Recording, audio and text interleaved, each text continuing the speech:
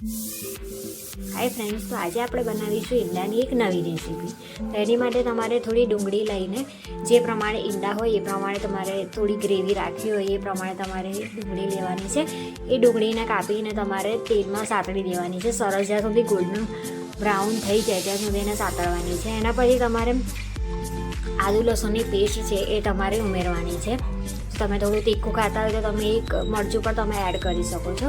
એ paste નાખ્યા પછી તમારે થોડા એક ક્યાં તો પછી 2 ટામેટાં લઈને એને પણ તમારે સાતળવાના છે.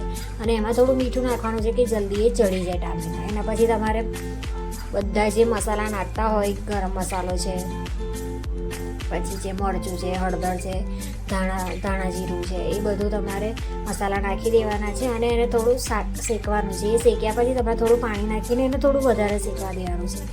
ત્યાં સુધી આપણે જે બોઇલ કરેલા ઈંડા છે એને થોડા છોલીને એને કાપી લઈશું. એના પછી તમે ગ્રેવી તૈયાર કરી છે એ ગ્રેવીમાં થોડું ઉપર આમ તેલ દેખાવું જોઈએ. એ તો તેલના પરપોટા થાય એના પછી મતલબ કે મસાલો ચડી ગયો છે. એ પરપોટા થાય એટલે તમારે જે બી કાપેલા ઈંડા છે એને લઈને તમારે અંદર નાખી દેવાના છે. એના પછી તમારે થોડું મિક્સ કરી દેવાનું છે. મિક્સ થોડું ધીરે ધીરે જ કરવાનું, જેથી કરીને બધું તૂટી ના જાય. એ રીતે મિક્સ કર્યા પછી થોડું પાણી નાખીને એને થોડું ચડાવવાનું છે. મસ્ત ચડી જાય એટલે ચડાવવાનું છે, મીન્સ થોડું ભેગું થઈ જાય. એના પછી થોડું પાણી રેડો એટલે પછી ઉપર થોડો ગરમ મસાલો નાખી દેવાનો છે. ગરમ મસાલો નાખશો એટલે એનો મસ્ત ટેસ્ટ આવશે. મેં એવરેસ્ટનો ગરમ મસાલો યુઝ કર્યો છે. પછી તમે જે યુઝ કરતા હોય એ કરી શકો છો. એવરેસ્ટના મસાલાથી સારો ટેસ્ટ આવે છે.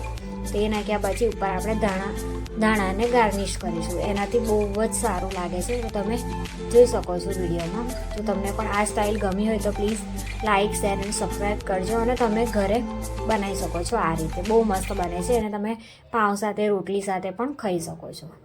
તમને મારો વિડીયો ગમ્યો હોય તો પ્લીઝ લાઇક, શેર અને સબસ્ક્રાઈબ કરજો. Thank you so much friends.